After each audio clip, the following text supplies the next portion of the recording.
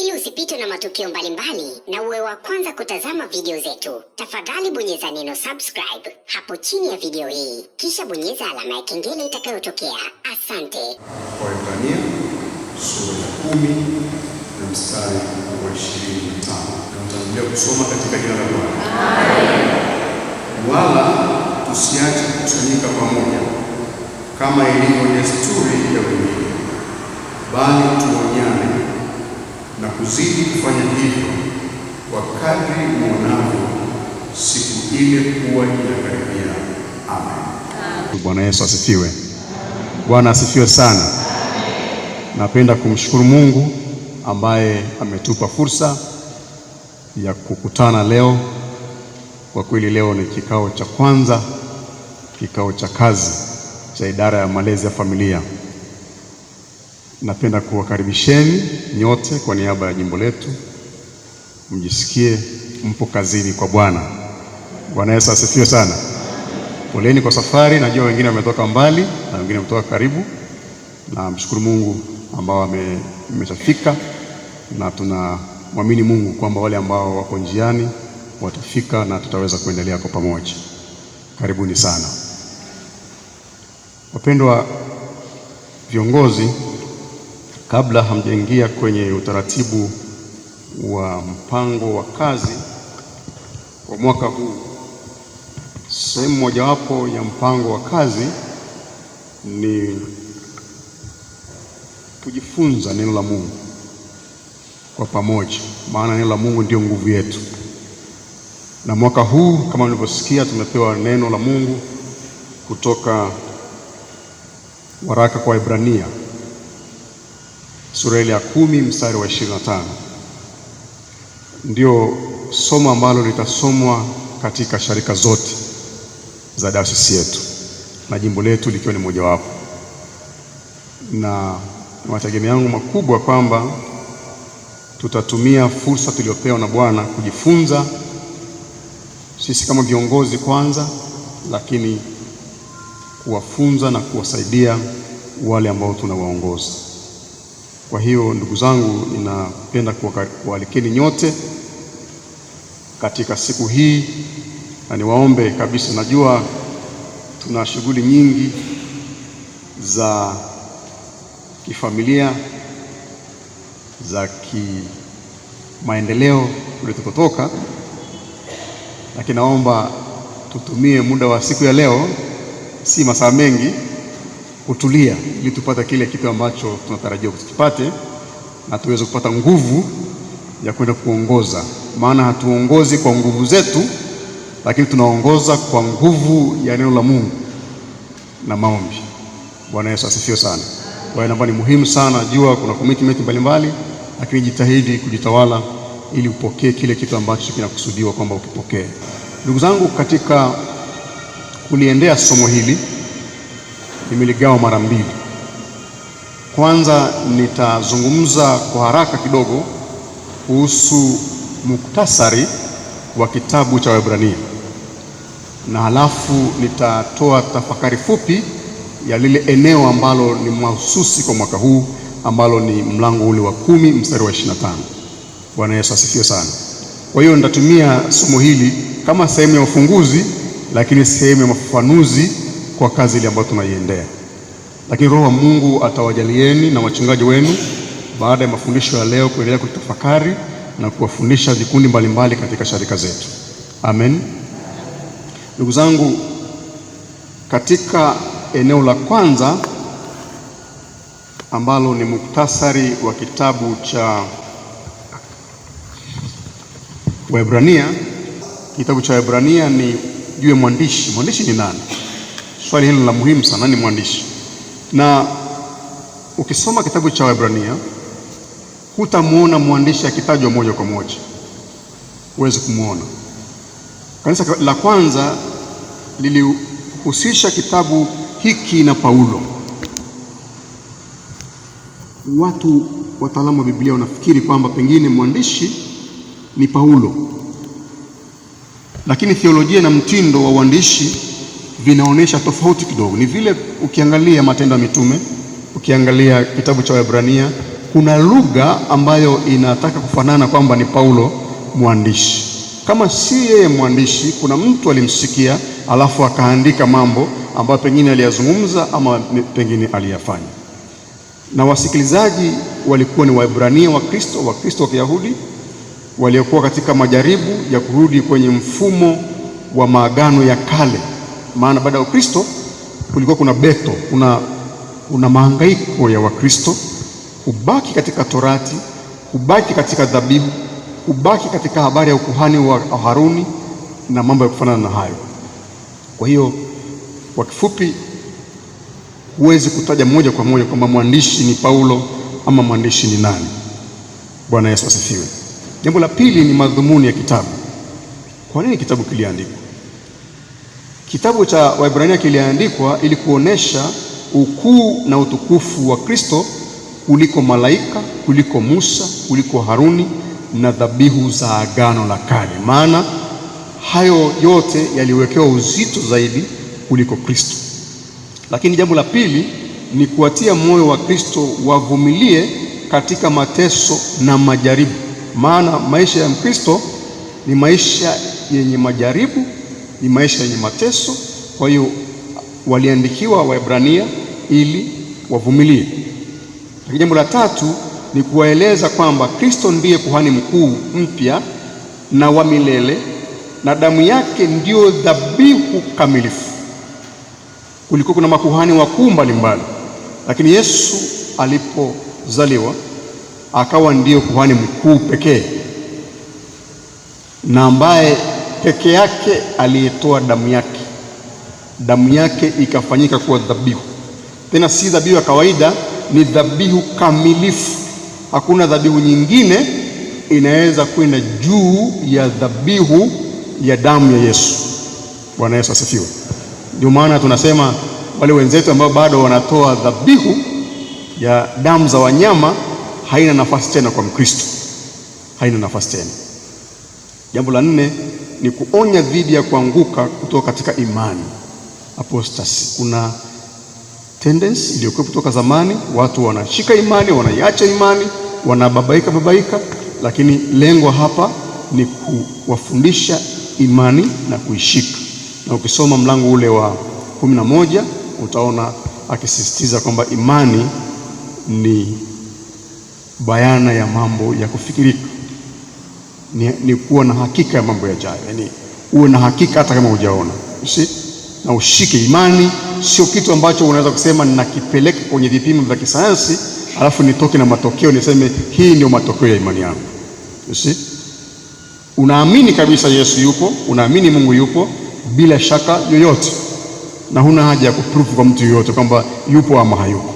Unaweza kujieleza, ukaangalia uumbaji, ukaangalia ulivyoumbwa wewe, ukaangalia maisha ya Wakristo. Kwa nini Yesu kitabu chake kitakatifu hiki kinahubiriwa zaidi ya miaka, tuseme zaidi ya miaka 6,000 iliyopita, ukiangalia Agano la Kale na Agano Jipya, lakini bado ni valid, bado kina nguvu, wakati ambapo vitabu vingine ukivisoma mara 2 mara 3 wala unaja kusoma tena.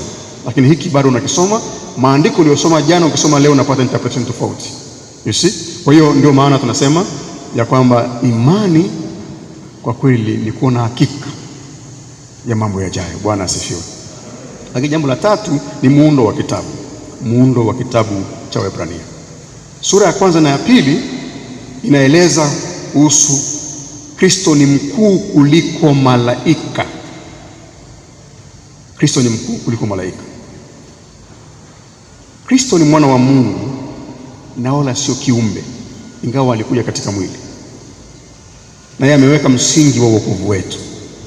Kuna watu, na nimesikia baadhi ya mahubiri wakianza kuhubiri habari za malaika. Ni kweli malaika wapo na wanatuhudumia hata sasa, lakini tunamhubiri Kristo, maana Kristo ni zaidi ya malaika, si ndio ndugu zangu? Bwana asifiwe sana. Na ukienda dipa zaidi utagundua kwamba wanadamu ni zaidi ya malaika, maana mwanadamu ameumba punde kidogo karibu na Mungu. Kwa hiyo mtu asikutishe habari ya malaika. Malaika ni watumishi, hatupaswi kuwadharau kwa namna yoyote, maana wakitumwa wana nguvu kuliko sisi kwa maana ya mwili, lakini hatuhubiri habari za malaika. Bwana asifiwe. Sura ya 3 na 4 tunazungumza kwamba Kristo ni mkuu kuliko Musa. Kristo ni mkuu kuliko Musa. Musa alikuwa mtumishi, lakini Kristo ni mwana wa Mungu. Kristo ni mwana wa Mungu. Kuna watu waliwatisha watu kaambia, yaani wewe ni mkubwa kuliko baba yetu Yakobo aliyetutengenezea visima hivi. Sasa aliyetengeneza kisima na mwenye maji nani zaidi? Niwaulize wapendwa wa viongozi, aliyechimba kisima na anayetoa maji nani zaidi? Aliyetoa maji. Tunajifunza habari za uchumi nimejifunza mambo ya ajabu sana, kwamba kwenye uchumi tunajifunza unatakiwa kupanda ngazi za kiuchumi. Sasa kwa Wayahudi hawajifunzi hawaweza kupanda ngazi za kiuchumi. Ngazi kama ni ngazi, ina maana unapanda kwenye nyumba fulani. Wao wanajifunza namna ya kutengeneza nyumba. Bwana asifiwe. Ina maana anayepanda kwenye ngazi na mwenye nyumba ni nani zaidi? Si ni mwenye nyumba? Kwa hiyo hapa tunajifunza Yesu ni mkuu kuliko hata Musa, ni mkuu kuliko mwanadamu yoyote. Kwa maana hiyo, sura ya 5 na ya 7 mpaka ya 7, Kristo ni kuhani mkuu wa milele. Yeye sio wa ukoo wa Haruni, bali ni mpangilio wa Melkizedeki, mkuhani yule aliyetajwa katika kitabu hiki, lakini ukuhani wake ni ukuhani kamilifu na hauna mwisho. Mkuu wa jimbo la Kilimanjaro Kati, yeye mnayemwona sio wa kwanza, si ni kweli? Sio wa kwanza na sio wa mwisho, atakuja mwingine. Na makuhani wote duniani, mapapa na wengine, maaskofu, sio wa mwisho, si ndio? Lakini Yesu hana mithili yake, hana mithili yake. Yeye ni wa mwisho, ni kuhani mkuu wa mwisho, hakuna juu yake, na yeye ni mkamilifu, na walioko sio wakamilifu. Bwana Yesu asifiwe. Sura ya 8 na ya 10 mpaka ya 10 tunapata habari ya kwamba Agano Jipya ni bora kuliko la kale. Agano Jipya ni bora kuliko la kale. Na naomba hapa uelewe, Agano Jipya sio kwa maana ya vitabu vya Agano la Kale ama vitabu vya Agano Jipya, ni kwa habari ya Musa na Yesu. Tunaelewana ndugu zangu? Maana ukisema Agano la Kale halina maana, ina maana utatembea na Agano Jipya tu kwa maana ya vitabu. Hapa tunazungumzia habari ya sheria na Injili. Bwana asifiwe sana. Kwamba hakuna mwanadamu aliyeweza kutimiza sheria kabisa. Ndio maana Yesu akaja, Injili, Agano Jipya. Kwa njia hiyo, kwa neema ya Kristo tukaokolewa. Bwana Yesu asifiwe sana. Maana maandiko yanasema hakuna mwanadamu awaye yote aliyewahi kutimiza sheria, labda mwanadamu Yesu, lakini si mwanadamu aliyezaliwa kwa nyama na damu kama mimi na wewe, hayuko. Kwa hiyo ukisikia hapa kwamba Agano Jipya ni bora kuliko la kale, ni kusema Yesu ni bora kuliko Musa. Bwana asifiwe. Tunaelewana ndugu zangu? Kwa hiyo usije ukaenda sema mimi sisomi tena Agano la Kale. Maana nikwambie, kuanzia Agano la Kale mpaka Ufunuo unamuona Yesu. Yesu anatajwa karibu kila page, kutoka ukurasa wa kwanza mpaka ukurasa wa mwisho. Kwa hiyo si swala la Agano la Kale kwa maana ya vitabu. Nimerudia kusema, damu ya Yesu ni dhabihu kamili na imetolewa mara moja tu, haihitaji kurudiwa. Hekalu duniani ilikuwa kivuli tu. Kristo anafanya huduma katika lile la mbinguni. Tunahubiriwa habari za Yerusalemu mpya. Si unajua Yerusalemu ni pale palikuwa na hekalu, si ndio? Kwa hiyo hekalu la Yerusalemu lilibomolewa, kuna utabiri kwamba litajengwa tena. Lakini tukipata Yerusalemu mpya katika roho, tunaamini itakuwa pia na hekalu jipya, makao ya Mungu, ambao sisi wote tunamwamini Mungu tutakaa pamoja naye milele. na hilo haliharibiwi na mwanadamu kama lilivyotokea lile la Yerusalemu. Sura ya 11 ni sura ya imani, sura ya imani, na ningetamani kila mmoja angesoma hii ili aendelee kubusti imani yake. Tunasema sura ya 11 ni kama ukumbi wa mashujaa wa imani. Imani ni kuamini bila kuona na kutenda kulingana na ahadi za Mungu. Imani ni kuamini bila kuona na kutenda kulingana na ahadi za Mungu. Kile alichosema Mungu unakiamini na unatenda. Bwana Yesu asifiwe. Musa aliambiwa una nini mkononi? Akasema nina fimbo. Chapa maji. Chake sikuuliza nikichapa maji yatafanyaje? Yeye akafanyaje? Akachapa maji kwa imani. Bahari ilifunguka ya kufunguka. Watu wana kiu, shika fimbo, chapa mwamba, akachapa mwamba, watu walikunywa maji au kunywa maji? Imani katika matendo, bila kuuliza kwamba ili jiwe, nipige jiwe. Yaani unatafuta reason ya kisayansi, jiwe nikishalipiga itakuwaje? Sura ya imani 12 na 13 ni maisha ya vitendo katika imani. Maisha ya vitendo katika imani, mwito wa kuvumilia na kukimbia mbio za imani. Mbio za imani. Wapendwa viongozi, na tujue kwamba imani sio kitu kilichokaa mahali fulani tu, moyoni fulani au mahali fulani kwenye mwili ama kwenye akili, lakini imani ni sema kama ni kitu kinachukua. Ndio maana maandiko yanasema unakuwa kutoka imani kwenda imani. Haitoshi tu kama mtu amebatizwa ikaishia pale, apata kipaimara ikaishia pale, lakini anatakiwa kukua katika imani. Na kinachomfanya mtu akue ni kama unavyojua, kwa mwili usipokula chakula huwezi kukua, na kwa hivyo unahitaji kula chakula cha imani ambacho ni neno la Mungu, na hicho unakifanya consistently, kwa maana ya kila siku. Maana imani yako na ya kwangu inahitaji kukuzwa kila siku. Sio kitu unachoweza kusema nimehitimu katika imani, maana unahitaji kusoma neno kila siku na kuomba kila siku. Kuomba kila siku. Si kama Mungu hajui mahitaji yako, anayajua kabisa, lakini anahitaji mahusiano ya baba na mtoto, kwamba lazima kila siku uombe. Na swala la imani linahitaji mazoezi, na kama jinsi mwili usipokuwa na afya njema, usipokuwa na mazoezi, kadhalika na usipofanya mazoezi ya imani yako itakuwa dormant. Na ndio maana utajikuta ya kwamba unaweza ukaabudu hapa, ukaabudu pale, ukaenda kwa waganga kienyeji, atushangai. Ni kwa sababu imani yako bado hujapata neema ya kuikomaza, maana imani lazima ikomae. Bwana asifiwe sana. Na tulipoketi hapa, kila mtu ana kiwango tofauti na mwenzake kuhusu imani. Leo hii tukikwambia yule simba anakuja pale, kuna wengine wataniangalia na wengine wataruka madirishani. Kiwango cha nini? Cha imani. Bwana asifiwe. Bwana Yesu asifiwe. Sijui wangapi tunafuatana mpaka sasa, au tumeshaachana? Tunafuatana. Amen.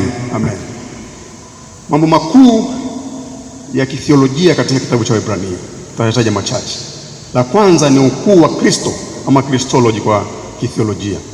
Kristo ni mwana wa Mungu, ni mkuu kuliko malaika, ni mkuu kuliko Musa, ni mkuu kuliko makuhani.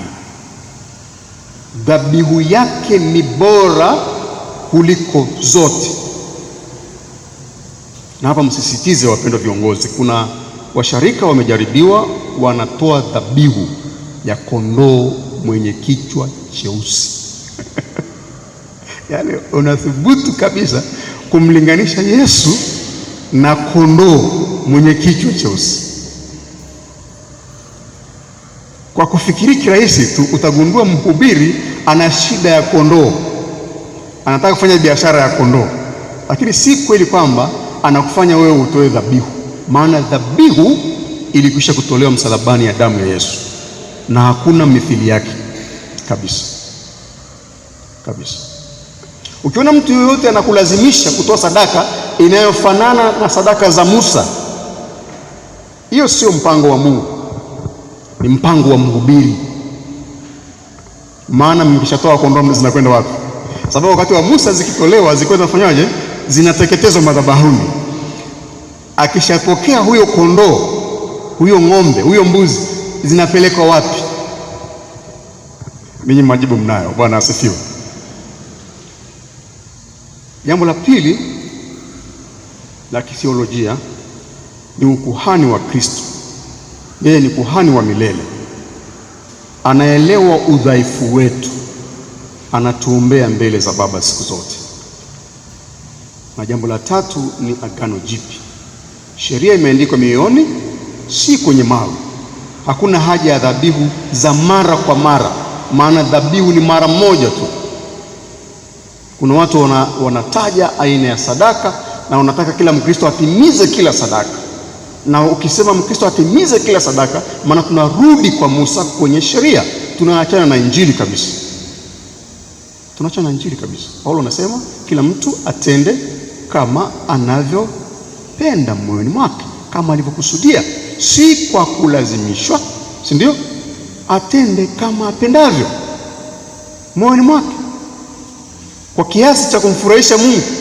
Sio kama umeambiwa taja, kwa sababu ukitajiwa kitu ukikitoa maana yake umekitoa kwa sababu kimetajwa, lakini utoe zaidi ya kile ambacho kimetajwa. Na jambo la nne na la mwisho la kithiolojia, imani na uvumilivu. Imani na uvumilivu. Imani inatuongoza kuishi kwa sababu ya uzima ujao. Wakristo wanaitwa wafanye uthabiti wa imani hadi mwisho, hadi mwisho. Na katika Ufunuo tunajifunza atakayevumilia mpaka mwisho ndiye atakayeokoka. Na uvumilivu ina component ya imani. Huwezi kuvumilia bila kuwa na taraja. Una taraja la kupona ugonjwa huu, una taraja kabisa la kumuona Mungu, una taraja la kuvuka ng'ambo ya pili, na hapo ndipo inapokuja uvumilivu. Na uvumilivu hapa ni tunda la Roho Mtakatifu, na huwezi kuvumilia katika kiwango hicho kama huna Roho Mtakatifu anayeweza kuchipusha tawi la uvumilivu katika maisha yako. Bwana Yesu apewe sifa. Na uvumilivu sio jambo la hisia, kama najisikia kuvumilia. Unavumilia hata kama una maumivu makali namna gani. Ndio maana hata Paulo alisema kwamba nimepata mapigo mengi, lakini hakuacha wokovu wake, hakuacha utume alioitiwa. Alikataliwa mara nyingi sana, lakini hakuacha kumhubiri Kristo.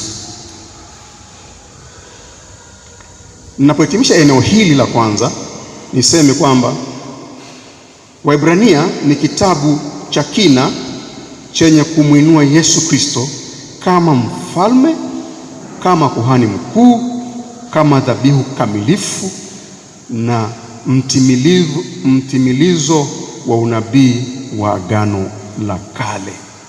Anaposema kwamba Agano Jipya ni utimilifu wa Agano la Kale, haina maana ya kwamba Agano la Kale limekwisha, lakini ni kilele cha yaliyotabiriwa Agano la Kale, kwamba Kristo mwana wa Mungu atazaliwa ulimwenguni. Bwana asifiwe. Na kweli akafanyaje? Akazaliwa, akaishi kwetu, akateswa, akafa, akazikwa, akafufuka, akapaa kwenda kwa Baba, anasubiri kuja kutuchukua mara ya pili. Bwana asifiwe sana. Bwana Yesu asifiwe sana. Sasa naomba tuangalie sasa somo kuu ambalo tutatembea nalo kwa mwaka huu. Somo kuu la mwaka huu tulimepewa mada inayosema tusiache kukusanyika pamoja. Lengo la somo hili, ndugu zangu, ni kuwakumbusha washirika kwamba waamini ni nguvu ya kanisa na msingi wa uvumilivu katika imani. Hakuna usharika kama hakuna watu. Si ni kweli ndugu zangu? Hakuna usharika kama hakuna watu. Hakuna. Usharika sio jengo. Jengo ni mahali pa usharika kukutana, na wakikutana kuna mambo yanayotokea, nitawaeleza pale mbele. Waebrania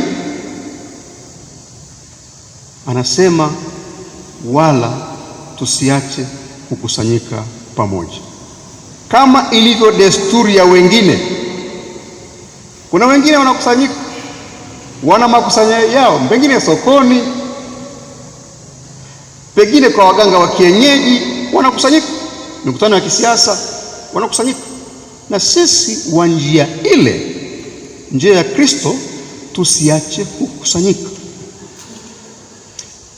Na katika kukusanyika kuna mambo yanatokea. Kanisa la kwanza lilikuwa katika mateso, katika majaribu, katika hofu,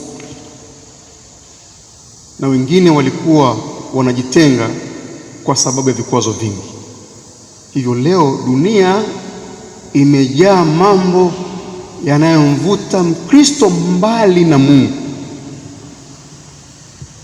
Wakristo wa zamani, unajua sisi Wakristo wa leo tunaweza kuthubutu kusema tuna mateso, tunateseka. Unasikia mtu anatoa machozi kabisa, anasema tunateseka. Lakini nataka nikwambie, kanisa la leo halijateseka, hasa kanisa la Tanzania. I must say, angalau kwenye eneo langu, maana kuna wengine wanachinjwa kwa imani yao kwa Yesu Kristo. Lakini kanisa la zamani watu walikuwa wanateswa sana, lakini bado hawamwachi Yesu. Reference ni mitume 10. Mitume 10 waliuawa, mitume 10, na alianza mmoja, wale wengine hawakuacha, waliendelea, isipokuwa mmoja ambaye ni Yuda, ambaye alijinyonga mwenyewe.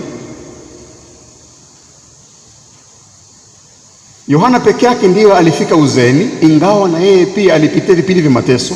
Mnakumbuka alienda Patmos, ndio kilichopeleka Patmos si starehe, kule alipata maono ya kitabu cha Ufunuo. Kwa hiyo Ukristo sio jambo la lele mama hata kidogo, sio jambo la kuhudhuria tu, kuna zaidi ya hapo.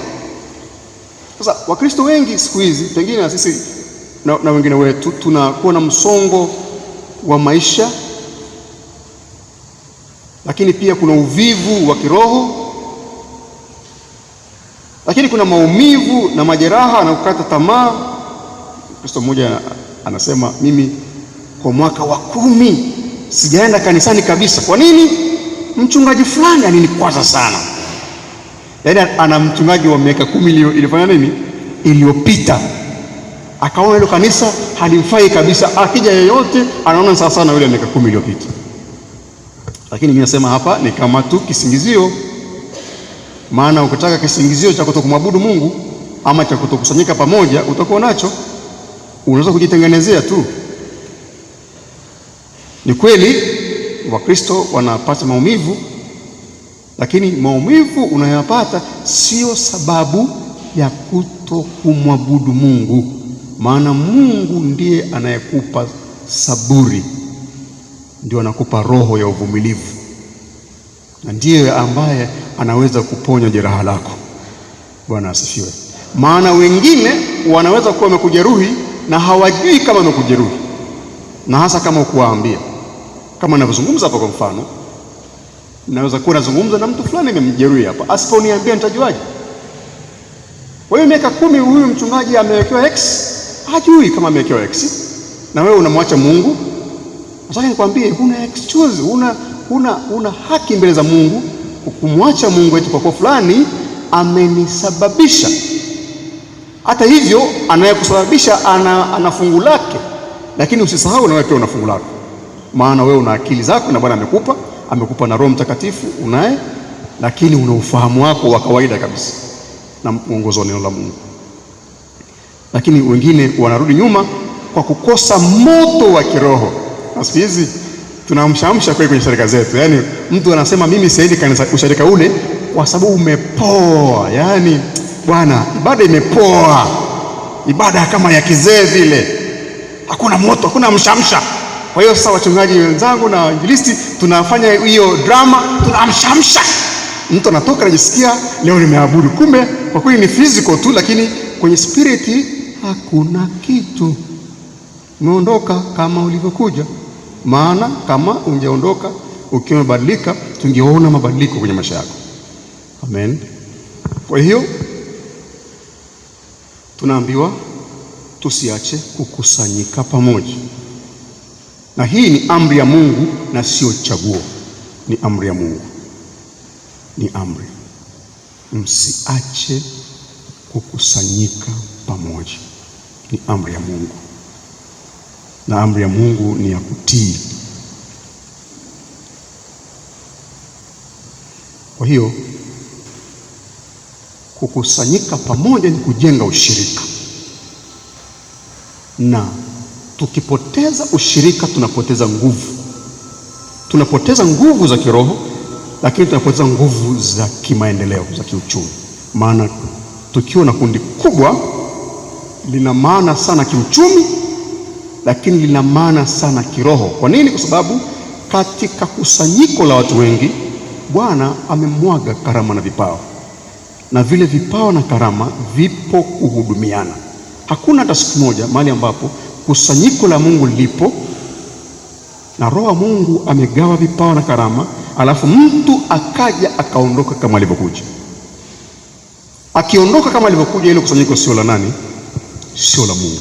Kwa hiyo inatusaidia sana, maana kuna vipawa vingine vinabaki nyumbani.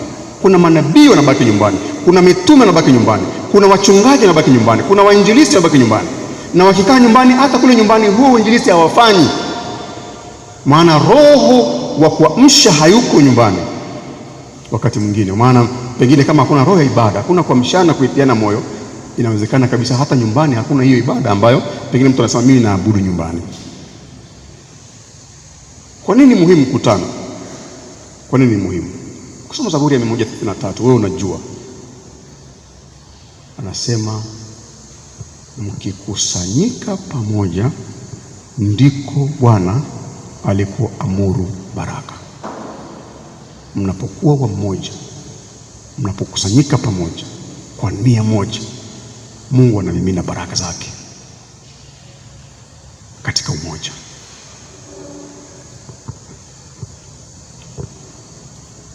Lakini kukusanyika pamoja kunapasha moto wa imani. Najua mtu akasimama akashuhudia akasema jinsi Mungu alivyomtendea, watu wengi pale wanamuona Kristo na wanatoka na tumaini, siku moja na mimi Bwana atanitendea jambo. Kwa imani yako haikui ukiwa peke yako, maana Mungu haweki vipawa vyote kwako mwenyewe. Na wewe nakuhakikishia unahitaji vipawa vya wengine ili uweze kukua. Huwezi kukua peke yako. Huwezi kukua peke yako. Kasome kitabu cha Wakorintho wa kwanza mlango wa 12. Utaona jinsi ambavyo Bwana anaelezea kanisa kama mwili. Kila kiungo kinamhitaji mwenzake. Kwa hiyo ujue ukikaa nyumbani hata siku moja bila sababu, kuna kitu kinapungua kule kwenye kusanyiko la pamoja. Ndani ya kanisa kuna mafundisho, kuna maonyo na vifungo vya kiroho. Uvipate mahali pengine. Kukusanyika hutumika kama sehemu ya kujenga tabia ya kufanana na Kristo. Zamani wa Kristo walikuwa wanaitwa watu wa njia ile, watu wa Kristo. Kwa hiyo kila mara unapojenga tabia ya kukusanyika pamoja, mnajikuta mnafanana. Hivi umeshagundua kwamba ukiwatazama kwa mfano wa Sabato, unaweza kuidentify kusema hawa ni wa Sabato, si ndio? Kwa namna ya mwili kabisa unaona ni wa Sabato. Ukitembea unaona wao ni wa Katoliki, unaona kabisa. Na Waluteri na wao walikuwa wana sura yao. Siku hizi wanaanza kuwa chotara hivi, maana unadakadaka huku na kule, utaka kufanana na watu wengine. Lakini Waluteri walikuwa wakizungumza, wakiimba, wanajulikana hawa ni Walutheri. Hiyo identity tunaanza kuipoteza polepole, na hii ni kwa sababu ya kutafuta malisho, na hii ni hatari. Na ukipoteza ubini wako umepotea kabisa. Kwa sababu umesikia jina la Materu, rafiki yangu, ni jina maarufu, basi unasema sisi wa Mrema sio maarufu sana, ngoja nikaitwa kina Materu ili na mimi nionekane ni mtu maarufu. Hivi ina maana kweli hiyo? Si kama kujikataa. Kama kujikataa, mtu asipoitwa yuko kwenye kanisa naitwa full gospel, hajisikii kama kweli ni Mkristo. Yaani injili iliyojaa yaani full gospel Bible fellowship, akisikia hivyo anajitambulisha pale, mimi ni full. Ni injili ya ngapi? Yaani kwenye kanisa letu kuna injili ngapi? Yaani ni tofauti na hizi za kwetu 4. Kwa hiyo kukusanyika pamoja kunatusaidia kutengeneza identity yetu, na kunawasha moto wa imani na kuchochea vipawa na karama zetu. Kuchochea ni kama mkaa mmoja.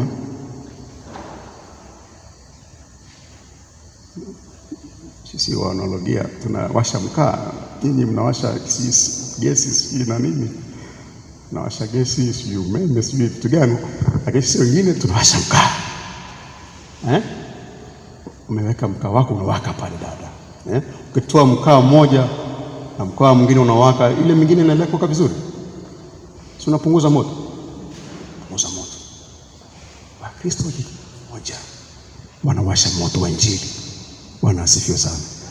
Wanawasha moto unawaka kweli, na vipawa vinashuka hapo, na katika kushuka hapo unashangaa Mungu anavyohudumia kundi lake kabisa. Ndio maana hata naonaga kwenye sharika zetu tuna vikwaya vidogo vidogo, yaani kwaya watu 4, kwaya watu 5, kwaya watu 6. Ukija kuchunguza unakuta ni kwaya moja ilivunjika kwa kukosa nini?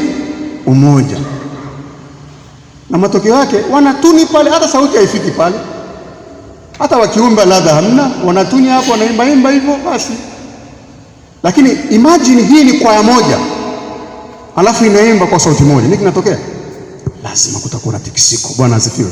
Kutakuwa na nguvu ya ajabu. Mkristo aliyeko peke yake ni rahisi kukauka upesi kiroho. Ukiwa peke yako ni rahisi kukauka kiroho, maana katika kukaa pamoja tunatiana moyo, tunahimizana, tunaonyana. Wakati mwingine tunalazimisha kidogo, maana wakati mwingine mwili unataka kukuambia bwana, umechoka sana. Si unaona huko nje kuna mvua nyingi, tena kuna utelezi tena unajua ulitoka hospitali juzi, mguu wako haujaunga vizuri, lala bwana. Lakini inakuja sauti nakwambia msiache kukusanyika pamoja. Bwana asifiwe sana. Jambo la pili, tusiache kukusanyika kwa sababu ushirika ni kinga dhidi ya udanganyifu wa shetani. Ushirika ni kinga dhidi ya udanganyifu wa shetani. Nataka niwaambie, shetani anaogopa ushirika wa waamini, anaogopa.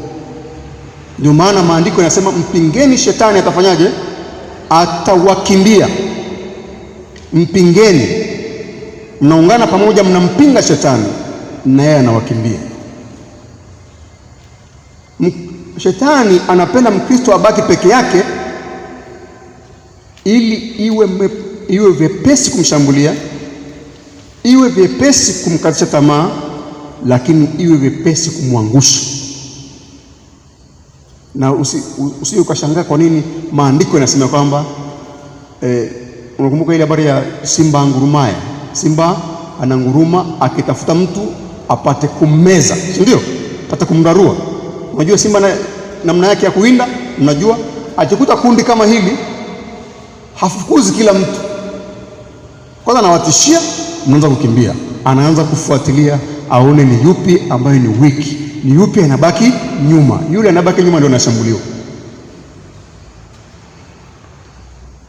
Na shetani ni hivyo hivyo kwenye kundi. Kwenye kundi anatisha kundi, alafu na mmoja atabaki, akibaki anamshindilia. Unaona wala wakupendi bwana, wakuthamini kabisa. Si umeona pale? Yaani umefanya kazi zote hizi, hata neno moja la mchungaji, neno moja mchungaji hakuona kazi ulizozifanya mwaka mzima, hakukutaja hata neno moja. Ukaanza kukumbuka ulivyochoka, ulivyoonyeshewa mvua, ulivyofanya vina vile, hakukutaja popote. Anakushindilia mbele, kaa hapa, mimi ndio nitakusaidia. Alafu anakata tamaa wenzako. Huyu mchungaji bwana, huyu mchungaji bure kabisa, bure kabisa, bure kabisa. Kukaa pamoja ni ushindi wetu. Nini kinatokea mtu akiacha kusanyika pamoja? Kwanza, moto wa kiroho unapoa, uhusiano na Mungu huanza kukauka, dhambi huanza kupenya taratibu. Dhambi inapenya taratibu. Kuna mambo unaweza kuyafanya ukiwa peke yako, si ni kweli? Lakini kuna mambo ambayo huwezi kufanya in public, kama hapa hivi. Sasa kukusanyika pamoja kuna eliminate, kunaondoa hizo possibility za kufanya mambo yasiyofaa kwenye giza. Kuna kujengea tabia ya utakatifu.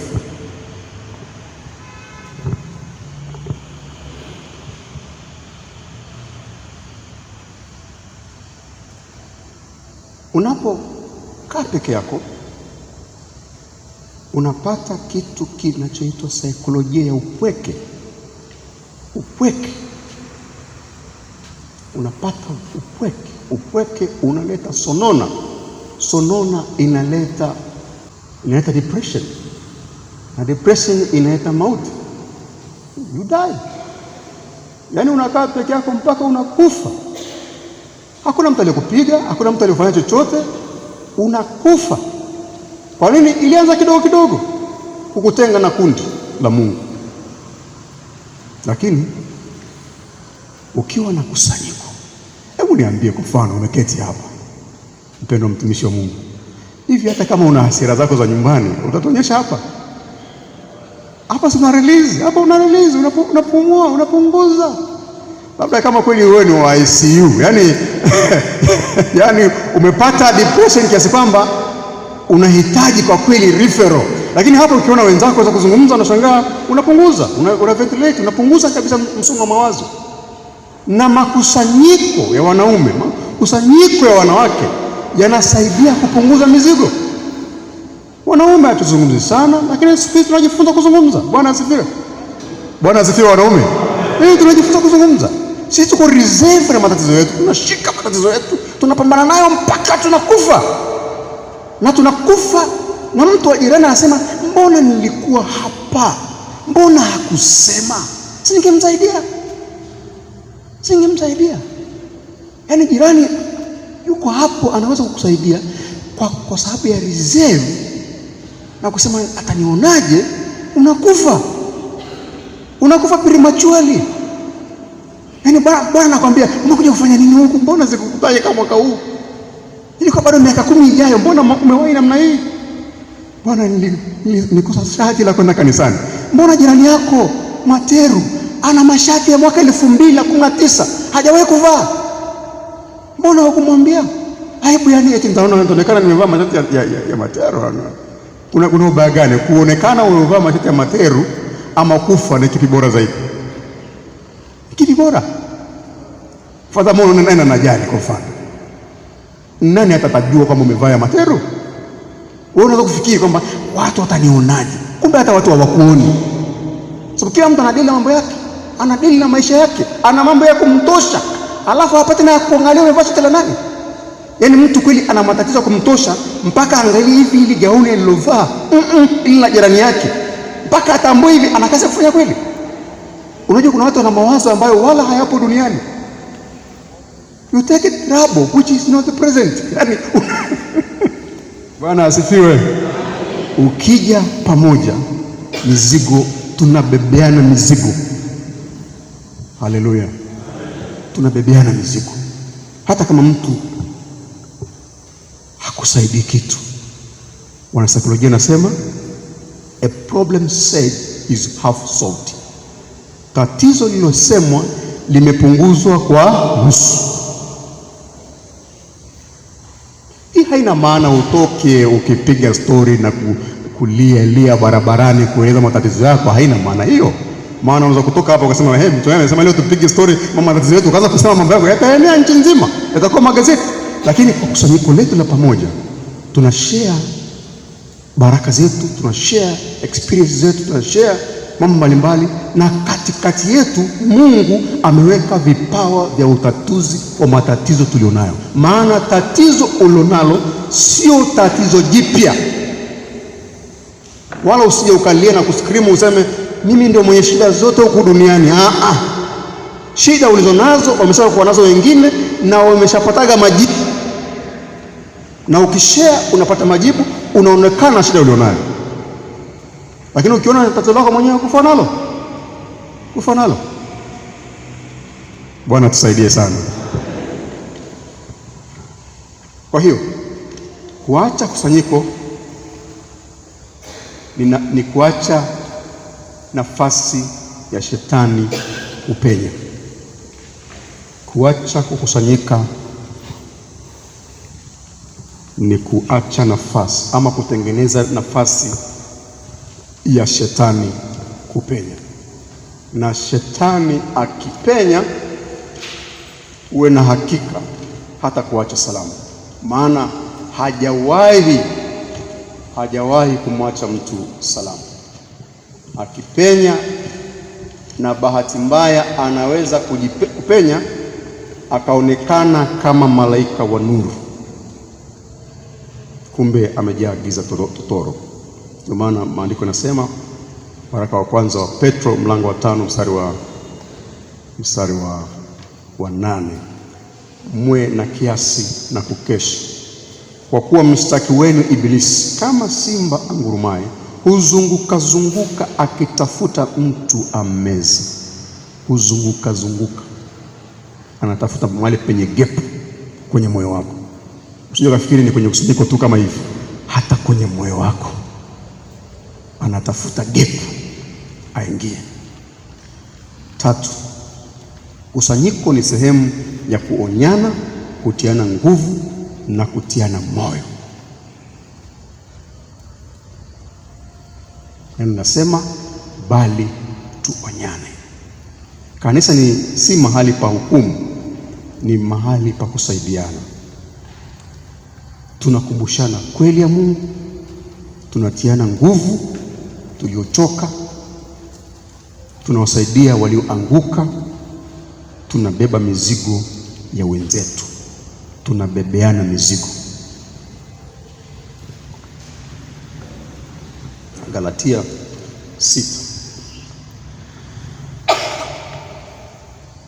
mstari wa 2, mchukuliane mizigo na kuitimiliza hivyo sheria ya Kristo. Mchukuliane mizigo na kutimiliza sheria ya Kristo. Ndio maana Mkristo hawezi kusema mimi namtaka Yesu, sitaki kanisa. Kuna watu wanasema mimi bwana nimeokoka na safari ya kwenda mbinguni, sina haja ya kusanyiko, nimeshampata Yesu inatosha. Kuna mtu alisema, anaimba wimbo ambao mimi si naenda kutafakari, anasema niondolee yote niachie Yesu. Niondolee yote niachie Yesu. Au mtu mwingine anasema kanyaga mama mkuu wa shetani. Hivi shetani ana mama mkuu wa pera? Mimi sijawahi kuona pale kwa niko. Yesu amekupa kusanyiko na kuondoleaje tena? Maana katika kusanyiko kuna majibu ya maswali yako. Kuna majibu ya maswali yako. Jambo la 4, kila tunapoona siku ikikaribia, tunapaswa kuzidisha ushirika, kukusanyika pamoja. Kadri tunavyoona na kufunuliwa kwamba Kristo amekaribia kuja, ndipo tunahimizwa kukusanyika zaidi pamoja. Maana katika kukusanyika Bwana anasema na sisi. Maana kama nilivyosema pale mwanzo, anagawanya vipawa na karama, na ndani ya kusanyiko Bwana anaweza kusema na sisi. Kwa kama kuna wakati wa kuhimizana kukusanyika, ni wakati huu. Na siku inayotajwa hapa ni ile ya kurudi kwake Kristo, na sio siku ya hukumu, siku ya kuhitimisha historia ya dunia. Kadri dunia inavyozidi kuwa ngumu kiroho, ndivyo tunavyopaswa kukusanyika zaidi, si kidogo. Kadri maovu yanavyoongezeka, ndio wakati wa kukusanyika na kuomba pamoja, sio wakati wa ushabiki. Ni kukusanyika katika roho, katika kuomba na kujifunza neno la Mungu. Wakati ambapo changamoto za kiroho zimeongezeka. Maana changamoto za kiroho ni pamoja na kuwa na sauti nyingi, na kuna challenge, kuna changamoto ya kutambua sauti ipi ni ya Mungu katika sauti hizi maelfu ninazozisikia za wahubiri mbalimbali, za vitu mbalimbali. Ni zipi sauti sahihi? Ni ipi sauti ya Mungu katika sauti hizi? Lakini wakati vurugu za dunia zinapoongezeka, ni wakati wa kukusanyika pamoja, wakati wa upotofu kuongezeka, wakati wa imani nyingi kuzorota.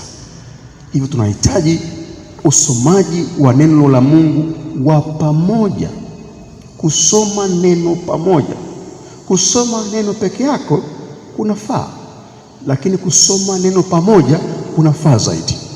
Kwa nini? Bwana anatoa ufunuo wa neno hilo hilo kwa namna tofauti tofauti. Unaweza kusoma neno usielewe kabisa, lakini jirani yako akafunuliwa na mkapata maarifa ya kimungu.